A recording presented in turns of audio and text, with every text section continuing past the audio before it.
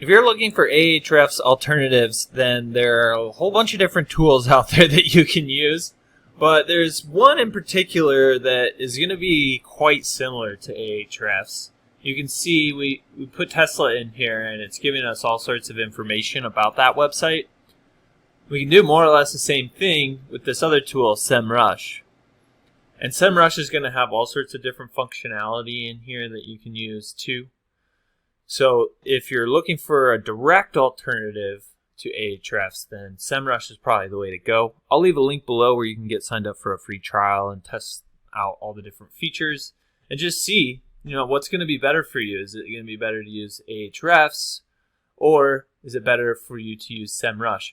With Ahrefs, there's limits on how many users you can have, and it gets pretty expensive pretty quickly.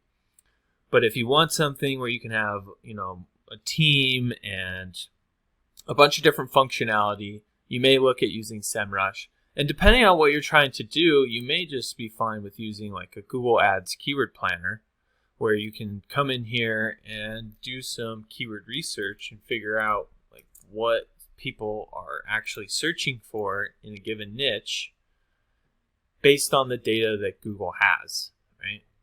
So you can see that there are 2.7 million searches a month for the term Tesla. And we can see that changes as time goes on. It's the most popular in January.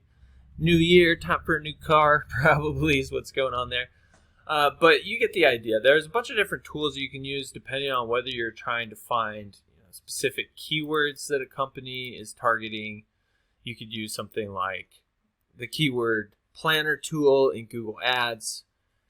So we can see all the different keywords that the Tesla website is ranking for here. And these search volume estimates are going to look a little bit different, but we can see more or less the same thing on SEMrush as well, where you can see the actual terms that they're ranking for by search volume, etc., etc. So this actually says 2.7 million, which is what Google says. So this actually looks more accurate in terms of the direct data from Google. But depending on what you need, you really just have to dig into the tool, explore, and figure out what's going to be the best option for you. But I hope you found this video helpful. If there's anything you did have questions about, don't hesitate to reach out. You can just drop your questions in the comment section below, and I'll be sure to get back to them there.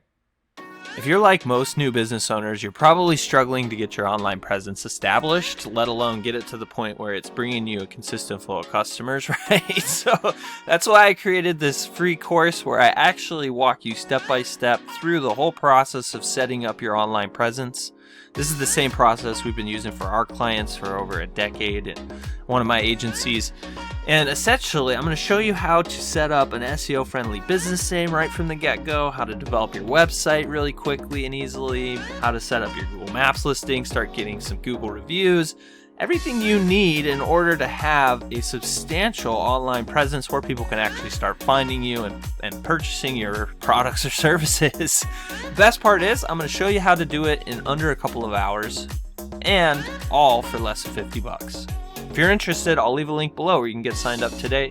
Make sure to check this course out for free right now, because I'm probably going to start charging for this at some point in the future. All right, I'll see you on the other side.